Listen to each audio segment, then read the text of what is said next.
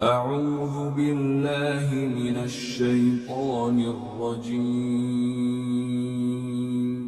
بسم الله الرحمن الرحيم سورة البقرہ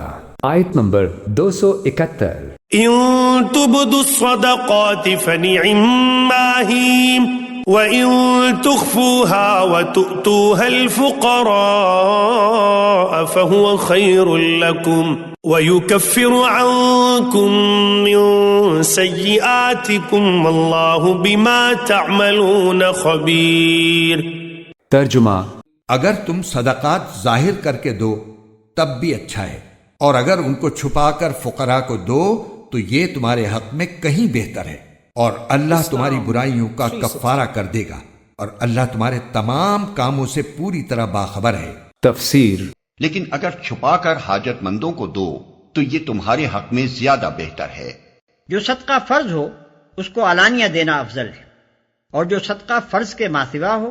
اس کا اخفا زیادہ بہتر ہے۔ یہی اصول تمام اعمال کے لیے ہے کہ فرائض کا علانیہ انجام دینا فضیلت رکھتا ہے اور نوافل کو چھپا کر کرنا اولا ہے۔ تمہاری بہت سی برائیاں اس طرز عمل سے محو ہو جاتی ہیں، یعنی چھپا کر نیکیاں کرنے سے آدمی کے نفس و اخلاق کی مسلسل اصلاح ہوتی چلی جاتی ہے، اس کے اوصاف حمیدہ خوب نشو و نما پاتے ہیں، اس کی بری صفات رفتہ رفتہ مٹ جاتی ہیں، اور یہی چیز اس کو اللہ کے یہاں اتنا مقبول بنا دیتی ہے کہ جو تھوڑے بہت گناہ اس کے نامہ اعمال میں ہوتے بھی ہیں انہیں اس کی خوبیوں پر نظر کرتے ہوئے اللہ تعالیٰ معاف فرما دیتا ہے۔ آیت نمبر 272۔ ليس عليك هداهم ولكن الله يهدي من يشاء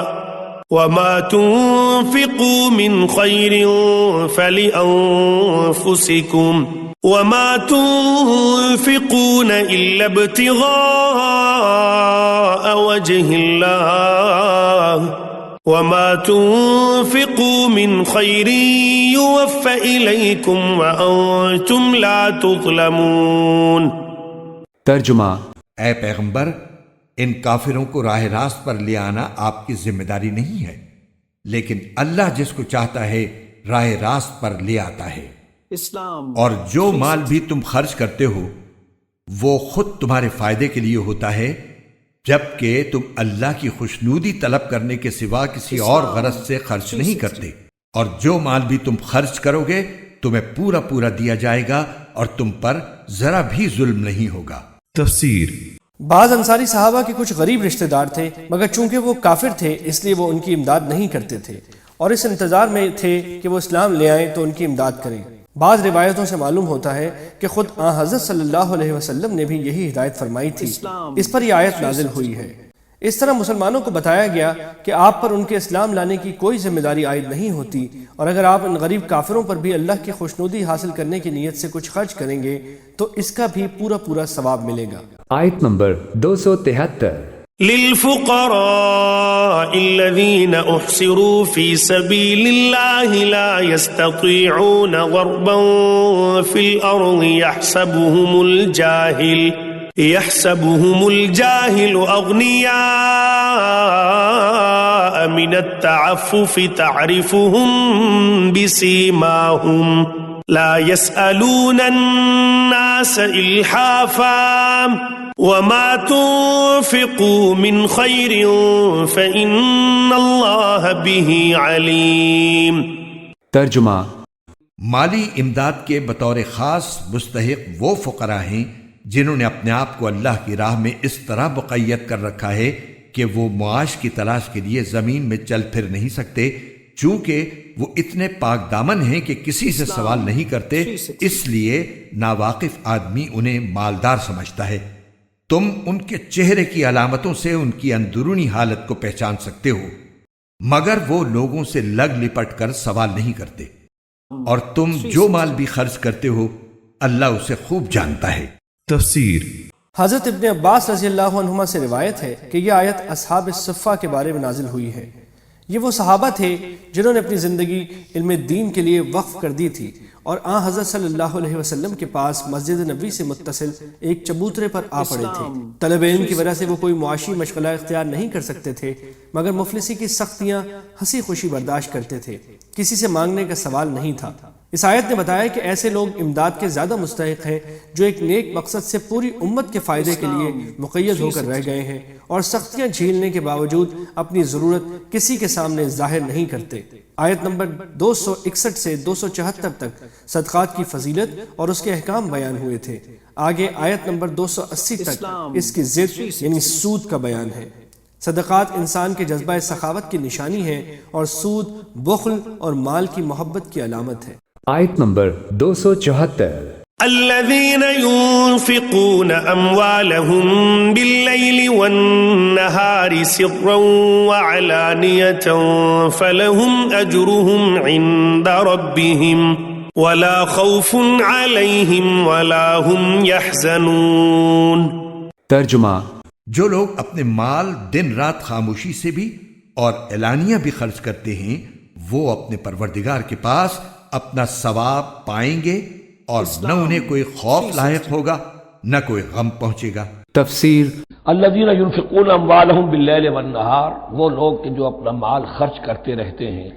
رات کو بھی دن میں بھی، سرا وعلانیۃ، خفیہ طور پر بھی اعلانیہ بھی، صدقات واجبہ اعلانیہ، صدقات نافلہ خفیہ، انفاق فی سبیل اللہ خفیہ، فلہم اجرہم عند ربہم ولا خوف علیہم ولا هم یحزنون،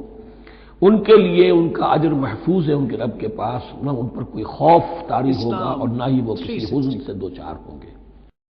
آیت نمبر 275 الذين يأكلون الربا لا يقومون إلا كما يقوم الذي يتخبطه الشيطان من المس،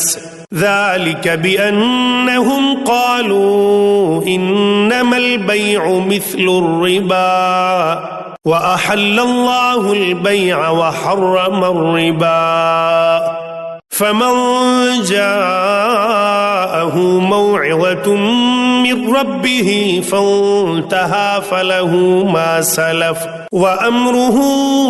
إلى الله ومن عاد فأولئك أصحاب النار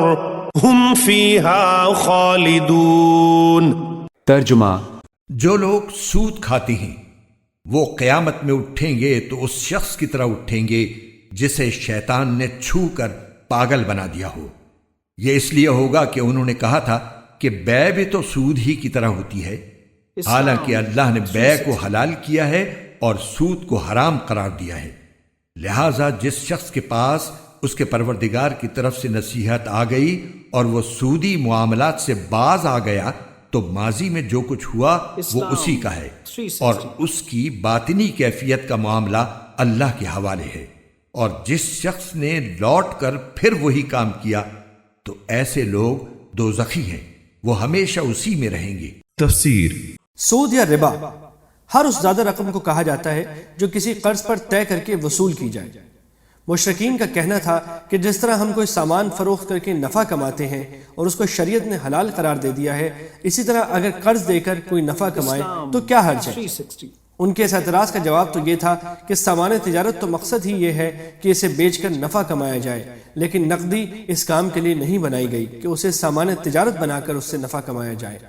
وہ تو ایک تبادلے کا ذریعہ ہے تاکہ اس کے ذریعے اشیاء ضرورت خریدی اور بیچی جا سکیں۔ نقدی کا نقدی سے تبادلہ کر کے اسے بذات خود نفع کمانے کا ذریعہ بنا لیا جائے تو اس سے بے شمار مفاسد پیدا ہوتے ہیں، لیکن اللہ تعالیٰ نے یہاں بیع اور سود کے درمیان فرق کی تفصیل بیان کرنے کے بجائے ایک حاکمانہ جواب دیا ہے کہ جب اللہ تعالیٰ نے بیع کو حلال اور سود کو حرام قرار دے دیا ہے تو ایک بندے کا کام یہ نہیں ہے کہ وہ اللہ تعالیٰ سے اس حکم کی حکمت اور اس کا فلسفہ پوچھتا پھرے اور گویا عملاً یہ کہے کہ جب تک مجھے اس کا فلسفہ سمجھ میں نہیں آ جائے گا میں اس حکم پر عمل نہیں کروں گا۔ واقعہ یہ ہے کہ اللہ تعالیٰ کے ہر حکم میں یقیناً کوئی نہ کوئی حکمت ضرور ہوتی ہے، لیکن ضروری نہیں کہ وہ ہر شخص کی سمجھ میں بھی آ جائے۔ لہٰذا اگر اللہ تعالیٰ پر ایمان ہے تو پہلے اس کے ہر حکم پر سر تسلیم خم کرنا چاہیے، اس کے بعد اگر کوئی شخص اپنے مزید اطمینان کے لیے حکمت اور فلسفہ سمجھنے کی کوشش کرے تو کوئی حرج نہیں، لیکن اس پر اللہ تعالیٰ کے حکم کی تعمیل کو موقوف رکھنا ایک مومن کا طرز عمل نہیں۔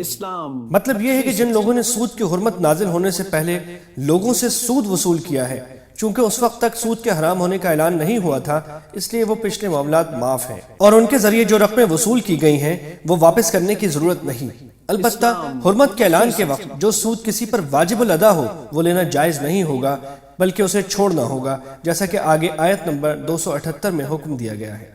یعنی جن لوگوں نے حرمت سود کو تسلیم نہ کیا اور وہی اعتراض کرتے رہے کہ بے اور سود میں کوئی فرق نہیں، وہ کافر ہونے کی وجہ سے ابدی عذاب کے مستحق ہوں گے۔